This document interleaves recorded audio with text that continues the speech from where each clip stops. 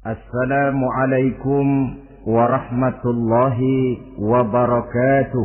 Waalaikumsalam warahmatullahi wabarakatuh. Bismillahirrahmanirrahim. Alhamdulillahi rabbil alamin. Wassalatu wassalamu ala ashrafil anbiya'i wal mursalin. Sayyidina wa maulana Muhammadin wa ala alihi wa sahbihi ajma'in, amma ba'du. Saudara-saudara hadirin ma'asyiral muslimin rahimakumullah. Salah satu dari rukun iman yang 6 mengajarkan kepada kita untuk beriman dengan adanya hari akhirat. Hari yang dimulai dengan kehancuran alam ini, yang dalam istilah kerennya disebut the last day of the world, di mana air laut tumpah ke darat, planet-planet bertabrakan, gunung meletus, bumi gempa, lalu semua yang bernama hidup mati. Terjadilah kebangkitan setelah mati itu dalam kehidupan yang disebut kehidupan akhirat. Pada kehidupan akhirat itu Allah jelaskan dalam surah Abasa ayat 34, Yauma yafirrul mar'u min akhihi wa ummihi wa abihi wa sahibatihi wa banihi likulli imri'in minhum yawma idzin sya'nun yughni. Hari di mana setiap orang akan lari dari saudaranya, dari ibunya dan bapaknya, dari istrinya dan anak-anaknya. Setiap orang pada hari itu disibukkan oleh persoalannya sendiri-sendiri. Sehingga sangat boleh jadi hari itu orang tua tidak lagi sempat memikirkan anaknya. Seorang suami tidak lagi sempat memikirkan istrinya. Seorang teman pun tidak akan sempat memikirkan teman. Tiap orang sibuk dengan persoalannya sendiri-sendiri untuk mempertanggungjawabkan kegiatan hidupnya ketika di dunia ini. Dalam keadaan semacam itu, di mana orang disibukkan dengan persoalannya masing-masing, ada 7 golongan manusia yang mereka tenang-tenang saja. Orang lain bingung, mereka kalem. Orang lain kepanasan, mereka mendapat keteduhan. Siapa mereka? Inilah yang akan kita jadikan pembicaraan pada pertemuan kita kali ini. Bersumber dari sebuah hadis di mana bersabda Rasulullah sallallahu alaihi wasallam, Sab'atun yuzilluhumullahu yawma la zilla illa zilluh. Ada 7 golongan manusia, kata beliau, yang di akhirat nanti akan langsung mendapat perlindungan dari Allah. Padahal hari itu tidak ada lagi perlindungan selain perlindungan Allah. Sehingga lantaran Allah langsung yang melindungi mereka, maka mereka tidak merasakan lagi kepanasan akhirat. Mereka tidak lagi merasakan kebingungan. Mereka tidak lagi disibukkan oleh persoalan, lantaran mereka langsung dilindungi oleh Allah Subhanahu wa ta'ala. Siapa gerangan yang 7 orang ini? Marilah kita lihat satu persatu dengan harapan mudah-mudahan kita termasuk salah satu di dalamnya. Amin ya rabbal alamin. Manusia pertama yang langsung mendapat perlindungan dari Allah, kata Nabi, imamun adil. Pemimpin yang adil. Siapa sih pemimpin itu? Dan apa artinya adil? Saudara hadirin, Secara umum yang dinamakan adil ialah at-tawassut bainal amraini. Orang yang pandai mengambil sikap jalan tengah dari dua persoalan yang dihadapinya. Biasanya tidak berat ke kiri, juga tidak berat ke kanan. Itu yang disebut adil. Orang yang tidak hanya sekedar bisa menuntut kewajiban dari seseorang, tapi juga bisa memberikan hak kepada orang itu juga disebut adil. Lalu pemimpin itu siapa? Setiap kita adalah pemimpin. Yang besar kecilnya kepemimpinan kita bergantung kepada apa yang kita pimpin. Dan sudah barang tentu bahwa setiap pemimpin akan dimintakan pertanggungan jawab dari apa yang dipimpinnya. Seorang pemimpin yang adil, dia menaungi orang-orang yang dipimpinnya dalam kehidupan di dunia ini. Pantas kalau di akhirat nanti Allah langsung menaungi mereka. Oleh karena itu, pemimpin merupakan suatu amanah. Jabatan di samping dia merupakan amanah juga merupakan nikmat. Dan nikmat itu akan bergantung kepada pandai atau tidak kita mensyukurinya. Beberapa contoh dalam sejarah bisa kita lihat. Seorang bernama Umar bin Abdul Aziz. Pada saat beliau secara aklamasi dipilih menjadi pemimpin, menjadi presiden, ucapan yang pertama keluar dari mulutnya, Inna lillahi wa inna ilaihi raji'un. Coba bayangkan ini.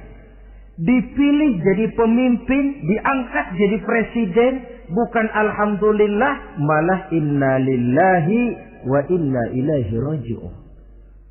Kenapa? Dia anggap jabatan itu adalah amanah. Menyia-nyiakan amanah berarti khianat. Dan khianat ini adalah dosa besar. Pantaslah kalau Allah Subhanahu wa ta'ala memperingatkan, nikmat bisa saja berubah menjadi azab kalau kita tidak pandai mensyukurinya. La in syakartum la azidannakum wa la in kafartum inna azabi lasyadid. Kalau kamu pandai bersyukur, aku tambah nikmatku. Tapi kalau kamu tidak pandai bersyukur, kamu ingkar, kamu lupakan nikmat Allah, awas, azabku amat pedih, kata Allah. Jadi berdasarkan logika dari ayat ini bisa kita katakan orang kaya. Ada orang kaya nggak di sini? Ada orang kaya nggak? Yang kaya tolong dengerin. Orang kaya itu bisa masuk surga karena hartanya. Pun orang kaya banyak yang masuk neraka juga gara-gara hartanya. Tergantung syukur apa tidak syukur. Orang alim, ada yang alim di sini? Ada. Tolong dengerin orang alim, yang ustadz, yang kiai. Orang alim bisa saja masuk surga karena ilmunya, dan orang alim pun bisa masuk neraka karena ilmunya. Pejabat, ada pejabat? Pejabat itu bisa masuk surga karena jabatannya. Pun pejabat itu bisa masuk neraka karena jabatannya, bergantung syukur apa tidak. Kalau ada orang kaya, hartanya didapat dari jalan yang halal, berusaha menurut yang disyariatkan oleh Allah. Lalu hartanya itu tidak cuma untuk ditumpuk 7 turunan, namun juga berfungsi sosial. Dia bantu pembangunan masjid, dia makmurkan majelis taklim, dia santuni yatim piatu. Orang kaya macam itu dengan hartanya, insya Allah bisa sampai ke surga. Tapi kalau ada orang kaya, hartanya didapat dari segala macam cara, asal harta tercapai segala cara halal. Perlu jilat atas, perlu injak bawah, perlu sikut kiri kanan, sikut kiri kanan. Setelah dapat harta lalu pelitnya 17 setan. Tidak mau zakat, infak, apatah lagi sedekah. Orang kaya macam itu dengan hartanya bisa masuk neraka. Na'udzubillah min. Ada orang alim, dengan ilmunya dia bimbing umat. Dia katakan yang halal itu halal, yang haram itu haram. Dia katakan yang hak itu adalah hak, yang batil adalah batil. Dia tidak peduli apapun resikonya. Orang alim semacam itu dengan ilmunya bisa sampai ke surga. Tapi kalau ada orang alim, dengan ilmunya dia malah membodoh-bodohi orang yang memang sudah bodoh. Yang halal dibilang haram, yang haram dibikin remeng-remeng. Menjadi penjilat kesana kemari. Orang alim semacam itu bisa masuk neraka karena ilmunya. Begitu juga pejabat, pemimpin. Kalau dengan jabatannya sebagai pemimpin dia berlaku adil, menaungi rakyatnya. Orang besar salah dihukum, orang kecil salah juga dihukum. Tidak hanya pandai menuntut kewajiban, tapi juga pandai memberikan hak. Pemimpin yang adil semacam ini mensyukuri nikmatnya jabatannya, dia bisa sampai ke surga karena jabatannya. Tapi kalau dengan jabatannya dia berlaku sewenang-wenang, yang besar salah didiamkan, yang kecil salah segera ditegakkan hukum, hanya pandai menuntut kewajiban dari rakyatnya tapi tidak pandai memberikan hak, maka pemimpin semacam ini lantaran tidak pandai mensyukuri nikmat, bisa saja nikmat itu berubah menjadi azab. Oleh karena itu saudara-saudara, pemimpin menaungi rakyat, pantas kalau di akhirat nanti Allah langsung menaungi beliau. Siapa pemimpin? Siap kita. Bapak pemimpin di rumah tangganya, ibu pemimpin bagi anak-anaknya, Pak Lurah memimpin di kelurahannya, Pak Camat memimpin di kecamatannya, pemuda pemimpin bagi dirinya sendiri, akan dimintakan pertanggungan jawab. Kalian para remaja yang hadir di sini memimpin dirimu sendiri. Kau akan ditanya, tanganmu kau lebih banyak gunakan buat apa? Kakimu lebih banyak kau bawa jalan kemana? Lidahmu lebih banyak membicarakan apa? Dan hari pertanggungan jawab nanti kalian jangan berharap akan ada saksi dari luar. Saksinya anggota badan kita sendiri. Dalam surah Yasin Allah jelaskan, Al-yawma nakhtimu ala afwahihim wa tukallimuna aydihim wa tashhadu arjuluhum bima kanu yaksibun. Ada kan di surah Yasin? Ayat berapa? Pokoknya Yasin dah.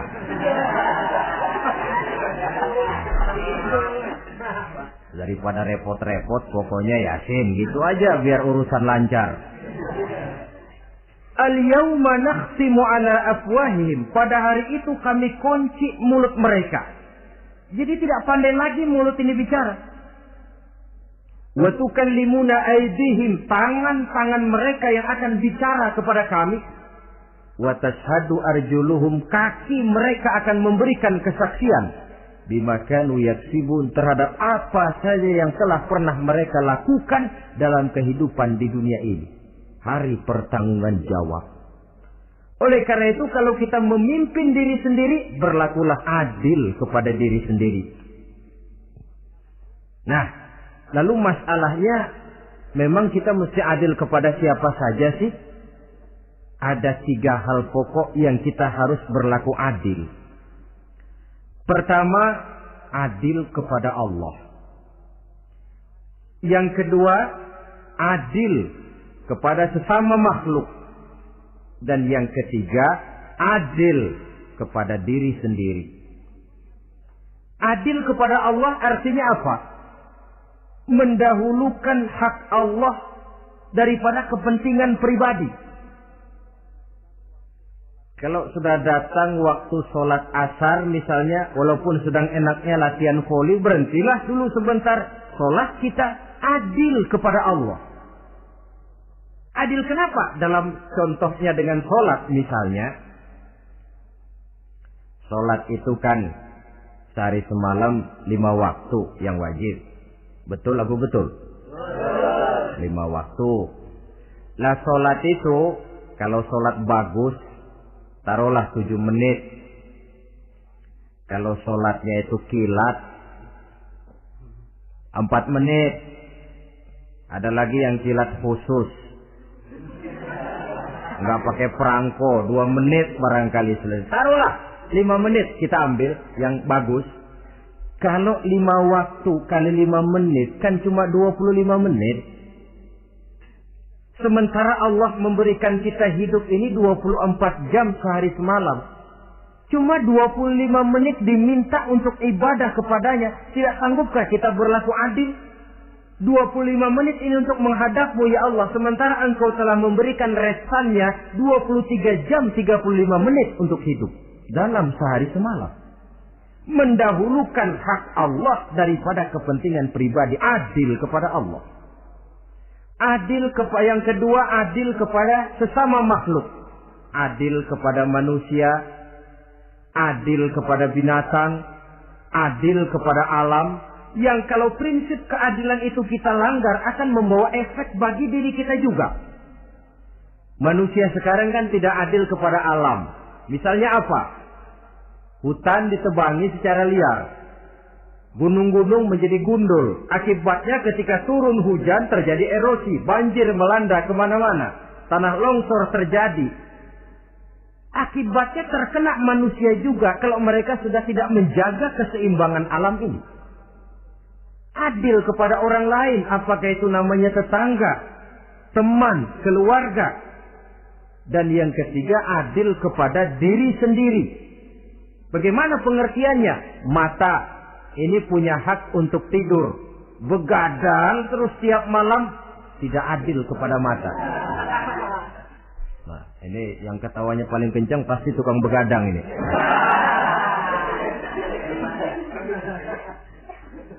Perut ini punya hak untuk tidur. Puasa saja siang malam mengurangi hak perut. Adil kepada diri sendiri. Untuk kehidupan yang akan datang di akhirat, pasti akan kita temui. Kita yakini keberadaannya. Yang oleh karena itu, kalau kebetulan kita ini adalah pemimpin, sekurang-kurangnya pemimpin bagi diri sendiri, marilah kita berusaha menjadi pemimpin yang adil. Supaya nanti di akhirat, Allah Subhanahu wa ta'ala memberikan perlindungan langsung kepada kita. Amin. Ya Rabbal Alamin. Ini yang pertama. Lalu yang kedua, orang yang akan langsung mendapat perlindungan dari Allah, syab nasha'a fi ibadatillah. Orang muda yang tekun beribadah kepada Allah. Anak muda yang rajin ibadah. Kenapa kok Nabi bilang anak muda, bukan orang tua? Apa orang tua yang rajin ibadah Allah enggak senang? Tentu Allah senang. Cuma Allah lebih senang lagi kalau ada anak muda yang rajin ibadah. Sebab apa? Kondisi psikologis. Kalau ada orang tua rajin ibadah itu mah pantas. Emang udah waktunya. Ada orang sembayangnya rajin, masuk masjid, masuk maghrib, keluar isya, malam tahajud, tahlilnya mantap. Umurnya berapa? 70. Enggak istimewa. Itu memang sudah mestinya. Lagian kalau sudah 70 masih bandel aja, kapan mau taubat? Tapi kalau ada anak muda, darahnya masih mengalir dengan panas, dia masih berusaha mencari bentuk-bentuk kepribadian dalam dirinya. Dia masih mudah terpengaruh oleh lingkungan, tapi dia sanggup memblokir itu, disalurkannya di jalan Allah. Dia tekun beribadah. Allah cinta betul pemuda semacam itu. Sehingga nanti di akhirat mereka langsung mendapat perlindungan dari Allah Subhanahu wa ta'ala. Selalu pembangunan yang mengarah kepada modernisasi diikuti dengan proses pergeseran nilai.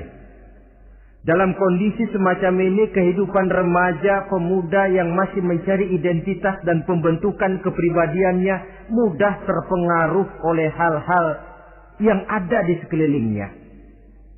Sehingga sangat boleh jadi apa yang dianggap orang dulu tabu, lalu dianggap biasa. Yang aneh-aneh malah dijadikan model.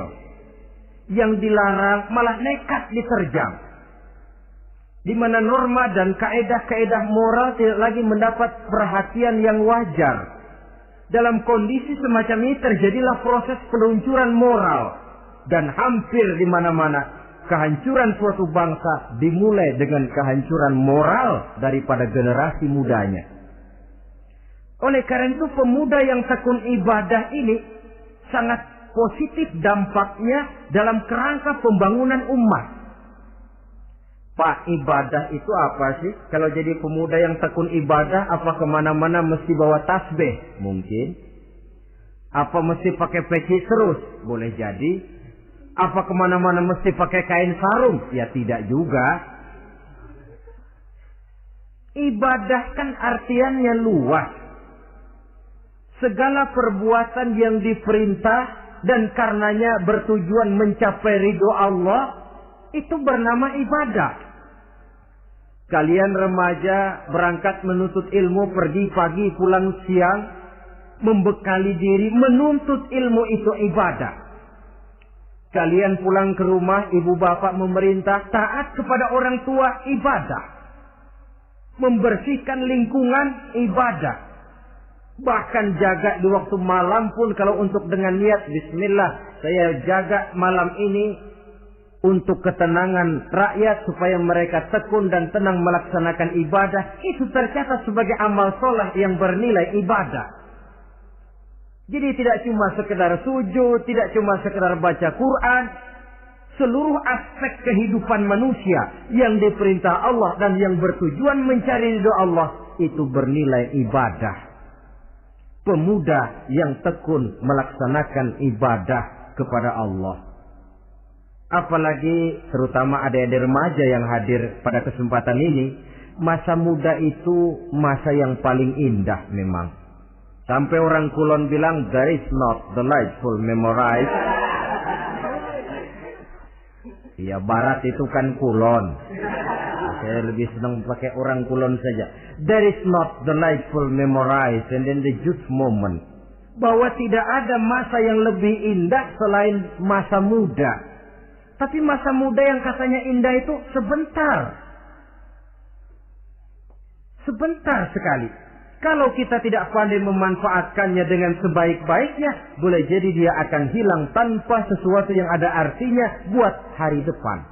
Dan hari depan itu sebagian besar ditentukan oleh masa muda sekarang ini. Karena itu kepada yang muda saya berpesan, pergunakanlah masa muda itu dalam ketekunan beribadah kepada Allah. Ibadah dalam artian yang seluas-luasnya. Jangan seperti pepatah orang, kelapa muda katanya kupas-kupasin, kelapa tua tinggal batoknya. Selagi muda puas-puasin, udah tua tinggal bongkoknya. Iyalah, kalau dipuas-puasin dalam arti yang positif, boleh. Mumpung masih muda, puas-puasin nuntut ilmu. Mumpung masih muda, puas-puasin ibadah. Mumpung masih muda, puas-puasin berbakti kepada kedua orang tua. Puas-puasin dalam artian yang positif tentu saja bagus. Tapi kalau puas-puasin dalam arti menghambur umur untuk sesuatu yang mubazir, bergadang di pinggir-pinggir jalan, lalu mulai berkenalan dengan morfin, narkotik, ganja, terperangkap oleh budaya-budaya modern yang menyesatkan, terpancing oleh model-model baru yang kelihatannya menarik tapi sebenarnya tidak bermanfaat. Entah pada akhirnya akan mendatangkan penyesalan kepada kita saja. Coba, belakangan ini saya dengar di Jakarta akan ada satu festival yang disebut Festival Ngeceng.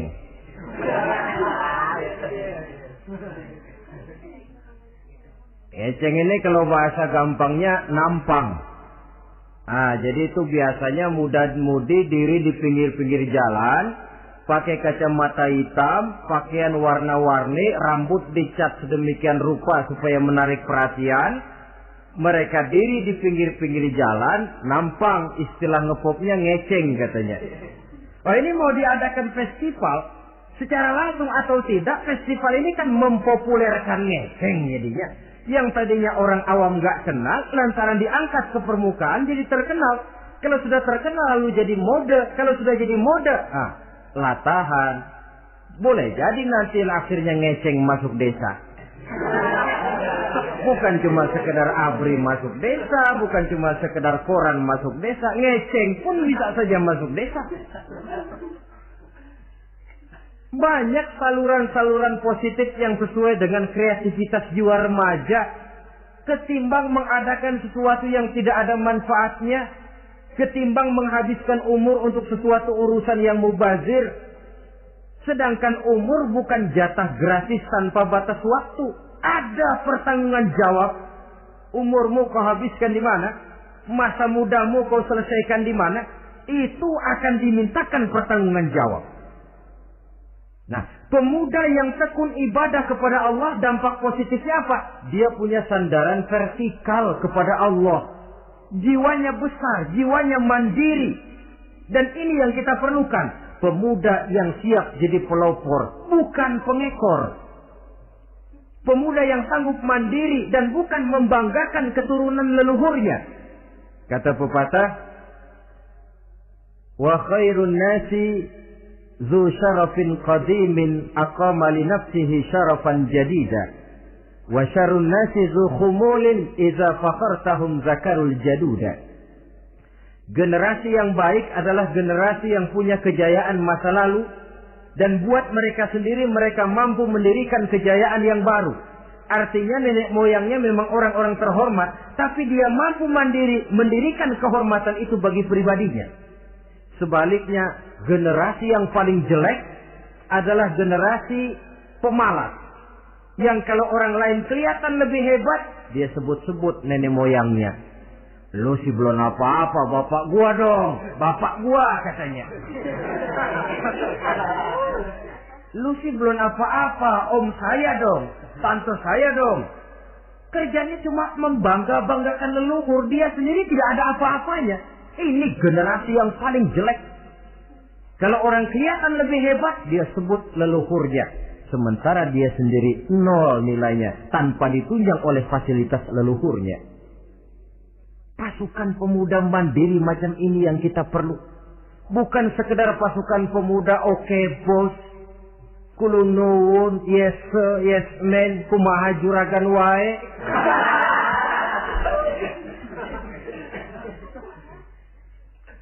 Dan terus terang kita miskin dengan pemuda yang mandiri, yang punya kepribadian, yang berani berkata ya terhadap yang benar, dan berani berkata tidak terhadap yang tidak benar. Dari mana ini didapat? Sandaran vertikal dalam bentuk ibadah kepada Allah akan memantapkan jiwa, membersihkan hati, sehingga dia akan berfungsi seperti radar. Sandaran vertikalnya cuma kepada Allah. Inilah dampak positifnya. Karena itu, tentu saja kita berharap sekurang-kurangnya pemuda-pemudi yang hadir pada kesempatan ini menjadilah pemuda-pemudi yang tekun beribadah kepada Allah. Amin. Amin. Nah, baiklah ya. Itu tadi yang kedua. Kita lanjutkan sekarang yang ketiga. Orang yang akan langsung mendapat perlindungan dari Allah. Kata Nabi, rajulun qalbuhu mu'allakun bil masjid. Seseorang yang hatinya selalu terpaut kepada masjid. Apa arti terpaut kepada masjid ini? Apa orang yang gak pernah keluar-keluar dari masjid? Tentu saja bukan. Apa gunanya di dalam masjid terus kalau kerjanya cuma tidur doang? Maksud terpaut kepada masjid ini, hatinya selalu berpikir bagaimana memakmurkan masjid. Jasadnya boleh saja ada di kantor, boleh saja ada di pasar, boleh ada di sawah, boleh ada di ladang. Tetapi hasil daripada usahanya dia lalu berpikir bagaimana memakmurkan masjid. Sebab apa? Masjid merupakan center of activity, pusat daripada kegiatan umat. Kalau kita lihat fungsi masjid di zaman Rasul, Di masjid beliau berdakwah, di masjid beliau mengatur negara, di masjid beliau mengadakan perundingan, di masjid beliau bermusyawarah dengan para sahabat. Pusat daripada kegiatan umat. Dan memakmurkan masjid ini dasarnya tidak lain karena iman kepada Allah. Prinsipnya bagaimana kita menghidupkan masjid dan bukan mencari hidup di masjid. Kalau sudah prinsipnya dibalik, bukan menghidupkan masjid tetapi mencari hidup di masjid, saya khawatir masjid akan ambruk. Nyatanya kadang-kadang masjid kita ini fungsinya belum maksimal. Kadang-kadang ada kok masjid yang bukanya cuma seminggu sekali. Jumat pagi jam 9 masjid buka, Jumat jam 2 tutup, buka-buka lagi Jumat depan. Seminggu sekali. Kelemahan lainnya manajemen masjid, terus terang sajalah kita bicara. Kadang-kadang pengelolaannya ketua masjid bapaknya, khatib mantunya, sekretaris ponakannya, imam Bilal cucunya. Gak ada orang lainnya. Ya kalau bagus kepengurusannya tidak apalah. Tapi kadang-kadang kelemahannya ialah bagaimana menciptakan manajemen masjid yang baik sehingga masjid bisa berfungsi sebagaimana fungsinya di zaman Rasulullah Sallallahu Alaihi Wasallam. Apalagi belakangan ini ada kecenderungan yang membuat kita optimis, gembira. Remaja, pemuda-pemudi mulai gemar datang ke masjid. Berkumpul membentuk remaja masjid, remaja musola, mengadakan kegiatan majelis taklim yang mingguan, yang bulanan, aksi sosial, yang semuanya bermuara dari kehidupan masjid. Sesuatu yang menggembirakan. Dan sudah sepatutnya para pengelola masjid membuka pintu untuk bisa mengatur masjid menurut manajemen yang diharapkan oleh umat. Karena bagaimanapun di masjid dua jalur komunikasi, bahasa kerennya two-way traffic communication, itu bisa kita laksanakan. Yaitu hablum minallah wa hablum minan nas. Berhubungan kepada Allah dan berhubungan kepada sesama manusia bisa terlaksana di masjid. Berhubungan dengan Allah jelas saja lewat sholat misalnya. Berhubungan dengan sesama manusia jelas saja lewat musyawarah, lewat majelis taklim, lewat kegiatan-kegiatan yang mensyiarkan agama. Dan begitu selanjutnya. Saudara hadirin yang saya hormati, memakmurkan masjid sebagai rumah Allah. Sebab dalam hadis kursi Allah katakan, Inna buyuti fil ardi al-masajid wa inna zuwari fiha ummaruha. Rumahku di permukaan bumi adalah masjid-masjid, kata Allah. Dan orang-orang yang memakmurkan masjid, orang yang datang ke masjid adalah tetamuku. Kalau Allah memerintahkan kita menghormati tamu, tentu Allah lebih tahu bagaimana menghormati tamunya sendiri. Allah mengajarkan kita, hormatilah tamumu. Sekarang kita yang menjadi tamunya Allah dengan datang ke masjid, dengan memakmurkan masjid, Allah lebih tahu menghormati tamunya. Ini yang ketiga. Yang keempat, hadirin, orang yang langsung mendapat perlindungan dari Allah itu rajulani tahabba fillahi ijtama'a alaihi wa tafarraqa alaihi. Dua orang yang menjalin persaudaraan, yang bertemu dan berpisah karena Allah, bersaudara karena Allah. Bukan karena orang punya pangkat tinggi lalu kita temani, bukan karena orang kaya lalu kita dekati, tetapi karena Allah. Kau di jalan Allah, mari kau saudara saya. Kau keluar dari jalan Allah, maaf sajalah, bawalah dirimu sendiri, saya akan membawa diri saya. Lebih baik sendiri daripada berteman jahat. Berdua memang lebih baik daripada sendiri, tapi sendiri lebih baik daripada berteman jahat. Maksudnya apa ini? sederhana dalam benci, sederhana dalam cinta. Ukurannya Allah.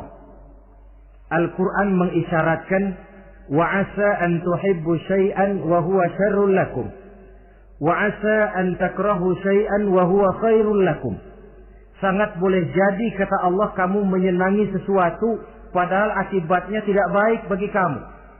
Dan sangat boleh jadi kamu membenci sesuatu padahal akibatnya baik bagi kamu. Nah, mari kita lihat. Kalau orang bersaudara cuma karena temannya itu punya pangkat tinggi, saya yakin kalau temannya pensiun, persaudaraannya akan selesai sampai di situ. Kalau kita mencari teman cuma karena dia kaya, satu saat dia jatuh bangkrut, jatuh miskin, persaudaraan akan selesai sampai di situ. Tapi kalau karena Allah yang bisa memisahkan kita apabila orang sudah keluar dari jalur yang diridhoi oleh Allah Subhanahu wa taala. Oleh karena itu, kepada semua hadirin, mari menjalin persaudaraan dalam bentuk ideal yang diajarkan oleh Islam. Nilai persaudaraan yang diikat oleh akidah. Kalaupun harus benci, bencilah sederhana. Tidak habis-habisan ngebenci orang. Kalaupun harus cinta, cintalah sederhana. Boleh jadi yang hari ini kita benci bukan main, besok kita senangi. Mungkin yang hari ini kita cintai mati-matian, besok sudah berubah menjadi yang kita benci. Sederhana saja, tidak usah berlebih-lebihan.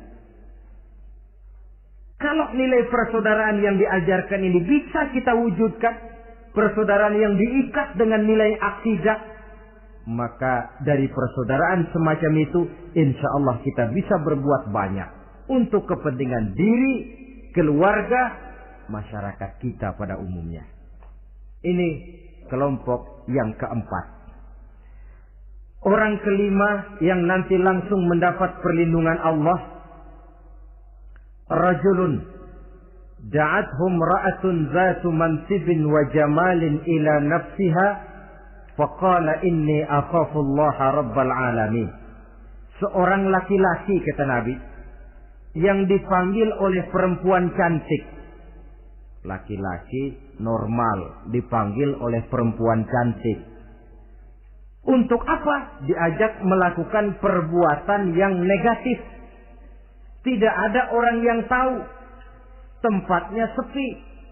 Apa yang terjadi? Orang ini berkata, inni akhafullaha rabbal alamin. Maaf saja, saya takut kepada Allah. Orang yang bermoral nanti di akhirat langsung dilindungi oleh Allah. Tidak mudah jatuh oleh bujuk rayu. Tidak mudah terpesona oleh wajah-wajah yang menggiurkan. Seperti dalam sejarah yang terkenal itu Nabi Yusuf alaihi salam. Kenal kan Nabi Yusuf? Nabi Yusuf itu bekerja di istana Kitfir. Kitfir ini punya istri namanya Zulaikha. Orangnya cantik. Diam-diam Zulaikha ini rupanya naksir sama Yusuf. Satu hari suaminya tidak ada di rumah, pintu dikunci-kunciin. Setelah pintu semua terkunci, dia panggil Nabi Yusuf, "Hai salah, Yusuf, sini." Kata Yusuf, "Mau ngapain?" "Pokoknya sini." "Iya, mau ngapain?" "Iya, kayak orang-orang, ngapain sih?"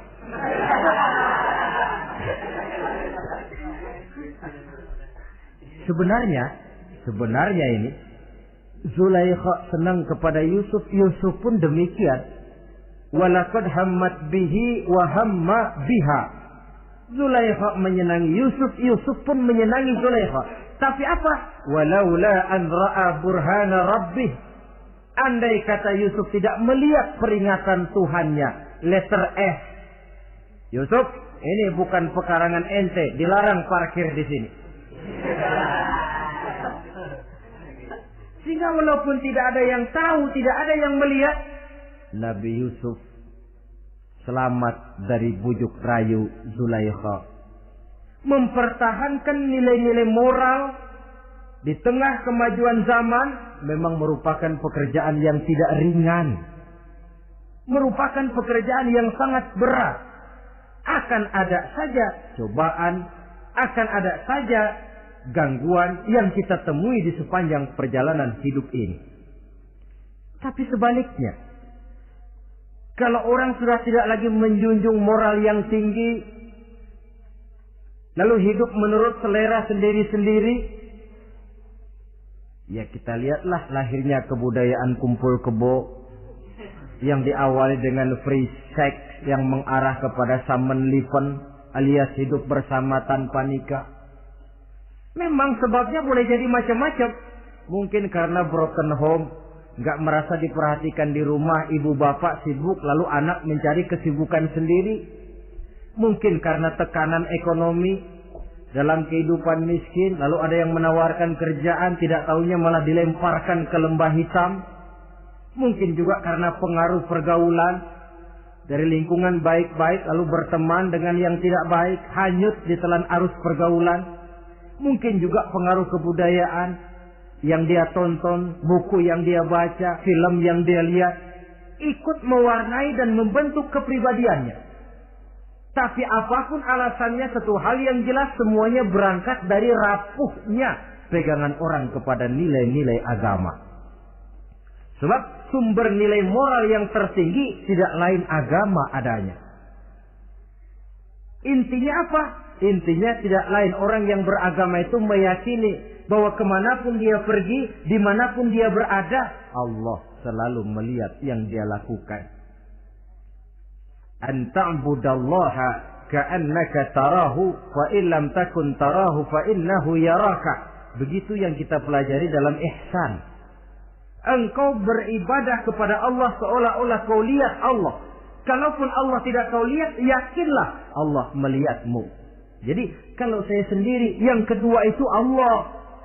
Dibujuk rayu oleh cewek cakep, ayo dah bang, gak ada orang, kita cuma berdua. Dia bilang enggak, kita enggak berdua, bertiga. Berdua bang, bertiga. Yang ketiga siapa? Lu, gue, Allah, tiga.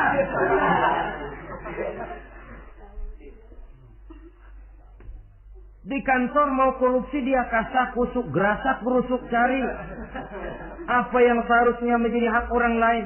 Tidak ada yang lihat, tapi dia tidak sendiri. Saya berdua. Yang kedua, Allah. Merasakan kehadiran Allah dekat dalam hidup. Nilai moral semacam ini menyelamatkan masyarakat. Pantas kalau orang semacam ini di akhirat nanti langsung mendapat perlindungan dari Allah Subhanahu wa ta'ala. Karena itu terutama adik-adik remaja yang hadir, sebenarnya yang paling mahal dalam hidupmu adalah harga dirimu. Kalau itu sudah terjual dan tergadai, apalagi yang bisa kau banggakan dalam hidup ini? Titel yang berenteng barangkali, harta yang banyak, mobil yang serba berkilat barangkali.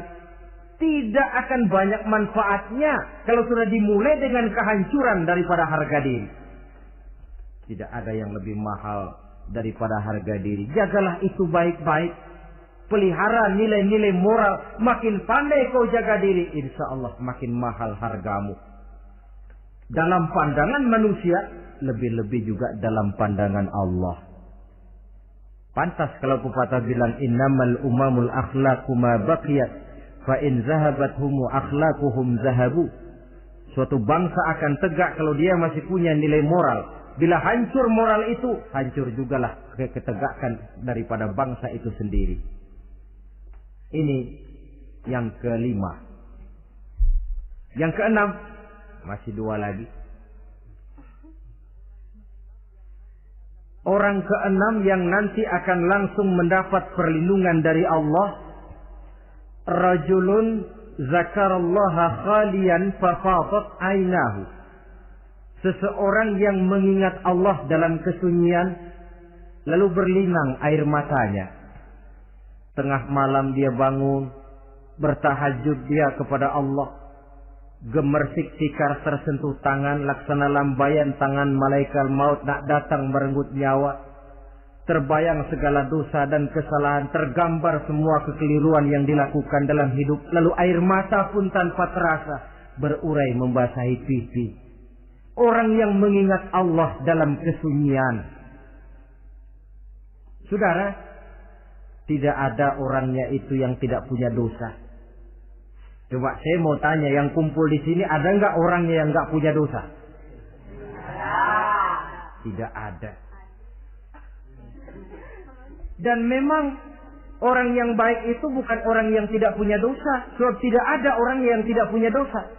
Orang yang baik adalah orang yang apabila dia melakukan dosa, dia segera sadar, dijadikannya itu sebagai pelajaran untuk tidak diulanginya lagi pada masa yang akan datang. Dengan kata lain, mengingat Allah dalam kesunyian itu artinya bertaubat. Ini kan anak muda sekarang nih, kalau diajak bicara taubat, taubat mah urusan 70 ke atas, Pak. Kita ini masih lama. Padahal masalah taubat bukan masalah tua. Masalah taubat adalah masalah dosa. Dan masalah dosa adalah masalah manusia sejak dia akil balik sampai dengan kehidupannya yang sekarang. Sengaja atau tidak, besar atau kecil, ringan atau berat, tiap kita mesti mempunyai yang namanya dosa. Allah Maha penerima taubat sepanjang nafas belum sampai di kerongkongan. Jadi kalau nafas sudah sampai di tenggorokan, baru kita mau melaksanakan yang namanya taubat. Kasihlah itu.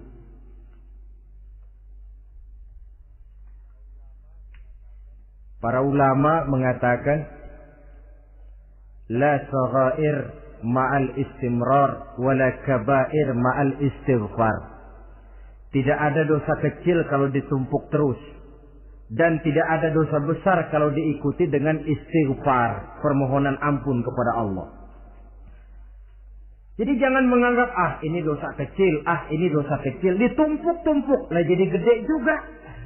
Tidak ada dosa yang kecil kalau dikerjakan terus-menerus, dan tidak ada dosa yang besar kalau diiringi dengan istighfar. Dalam kehidupan ini apabila dosa sudah bertumpuk, maksiat merajalela, munkarat menjadi jadi, Allah tidak akan segan-segan menurunkan azab. Azabnya itu bisa dalam bentuk bencana alam, banjir namanya, kebakaran merajalela namanya, gempa bumi namanya, bendungan pecah namanya, reaktor atom bocor namanya. Namanya boleh jadi macam-macam. Sebab apa? Al-Quran memberikan jaminan, wa ma kana Allahu liyu'adzibahum wa hum yastaghfirun. Allah tidak akan menurunkan azab selama di tengah masyarakat manusia masih banyak orang yang istighfar kepada Allah.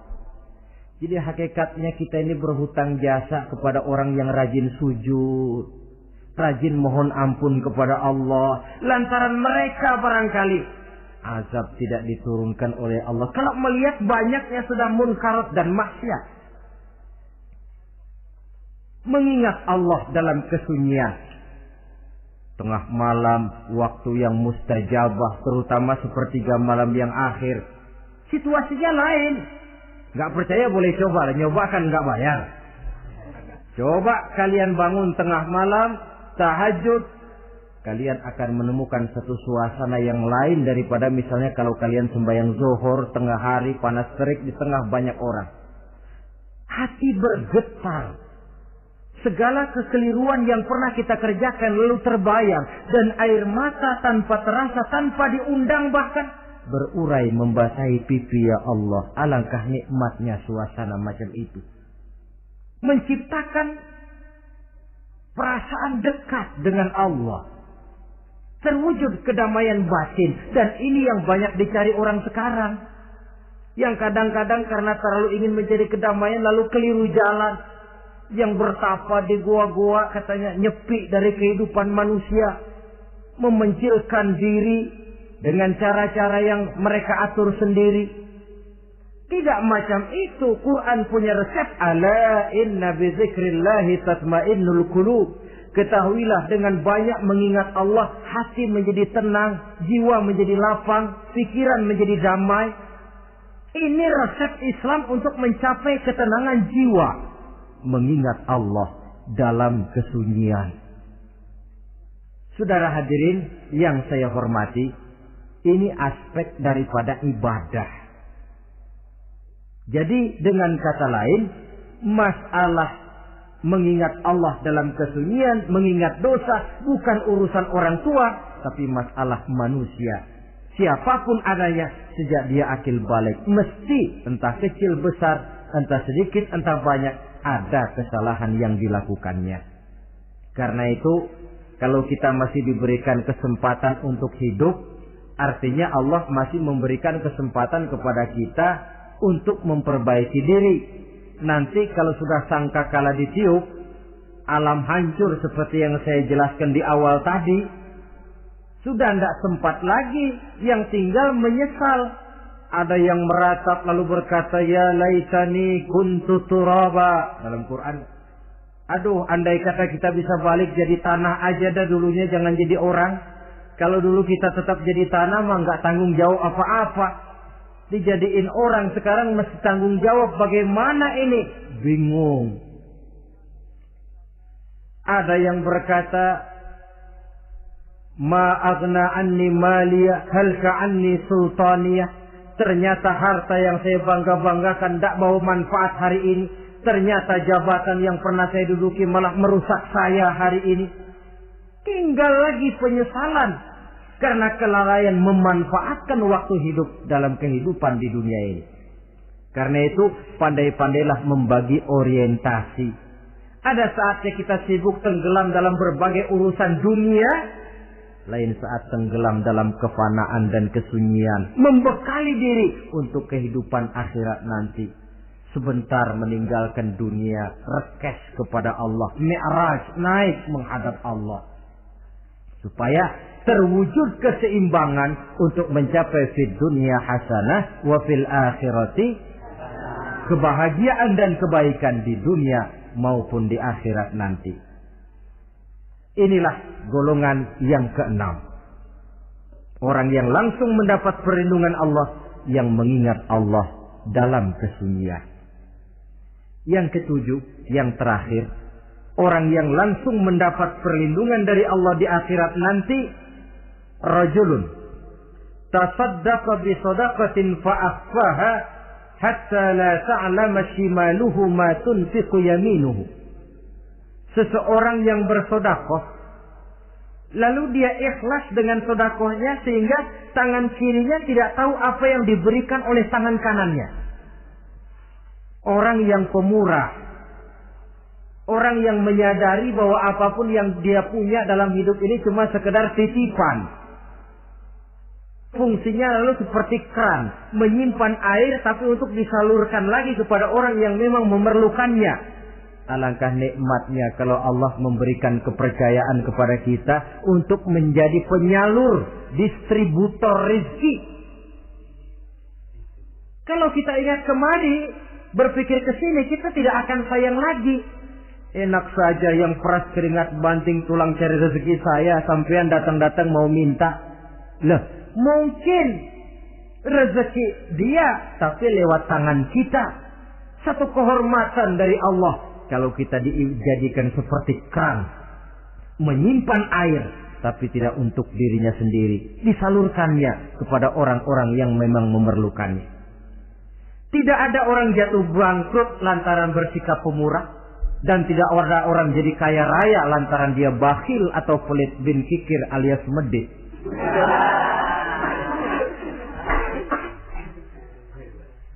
Dalam kitab Riyadhus Shalihin kita baca, tiap pagi ke alam ini turun 2 malaikat. Cuma kita nggak tahu. Dua-duanya berdoa. Yang sebelah kanan berdoa, yang sebelah kiri berdoa. Kata yang sebelah kanan doanya tiap pagi ini. Kata yang malaikat yang satu dia berdoa, Allahumma a'ti munfiqan khalafa. Ya Allah, kepada orang-orang yang suka infak, kepada orang-orang yang suka memberi, kepada orang-orang yang pemurah, gantilah mereka dengan yang lebih baik dari apa yang telah mereka berikan. Lalu malaikat yang satu berdoa, Allahumma a'ti mumsikan talafa. Ya Allah, kepada orang-orang yang mumsik, bakhil, kikir, berilah mereka kerusakan dan kebinasaan di dalam harta mereka. Maka lihat sajalah. Orang kaya tapi pelit, ada saja jalan yang kira-kira duitnya bakalan jadi keluar. Dan gak ada pahalanya. apa kena musibah, lalu berobat sekian juta, apa kemalingan, apa ditipu orang. Ada saja cara duitnya keluar yang gak ada pahalanya. Inilah prinsipnya. Allah mencintai orang pemurah.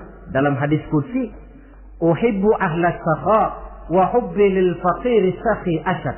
Aku cinta kepada orang yang pemurah, tapi aku lebih cinta kepada orang miskin yang pemurah.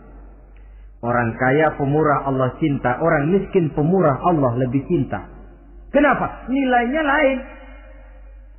Orang kaya sedekah 500, orang miskin sedekah 500, sama 500 ya, tapi saya yakin pahalanya lebih besar buat si miskin. Kenapa? Buat orang kaya 500 apa artinya? Sekelebatan.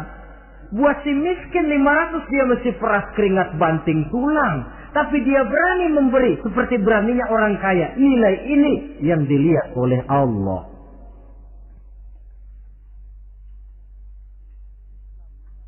Islam mengakui hak milik pribadi, tapi harus berfungsi sosial. Di dalam harta yang kita miliki itu ada haknya masjid, ada haknya yatim, ada haknya madrasah.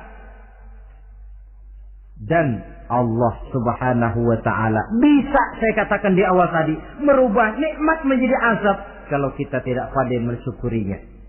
Bersyukur kalau diberikan harta artinya mempergunakan harta itu sesuai dengan kehendak yang memberinya. Allah memberikan harta kepada kita. Apa yang Allah kehendaki? Supaya harta itu berfungsi sosial. Milik pribadi silakan, tapi berfungsi sosial dalam kehidupan. Kita terus terang saja, umat Islam ini bukan tidak punya potensi, tapi tidak pandai menginventarisir potensi. Apa tidak ada orang Islam yang kaya? Banyak. Yang belum banyak yang mau berbuat atas nama dan untuk kepentingan agamanya. Kalau buat pribadinya, berani bukan main. Itulah yang sering diungkapkan orang, pembangunan pesantren terlunta, ya, asrama yatim piatu tidak terurus.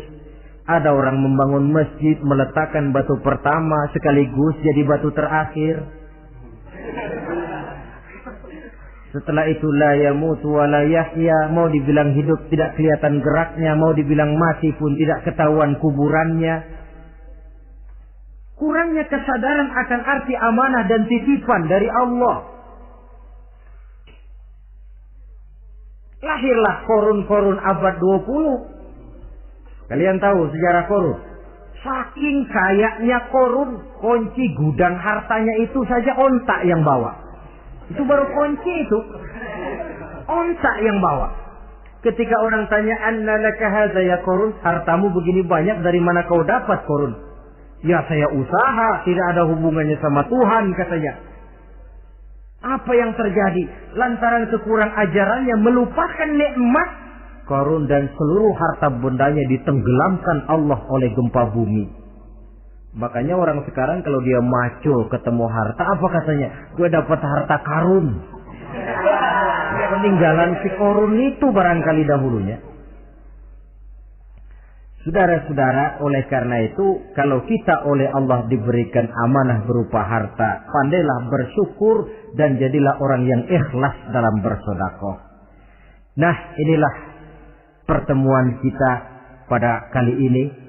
Walaupun singkat, mudah-mudahan sekali lagi kita termasuk salah satu di antara 7 golongan yang di akhirat nanti langsung mendapat perlindungan dari Allah.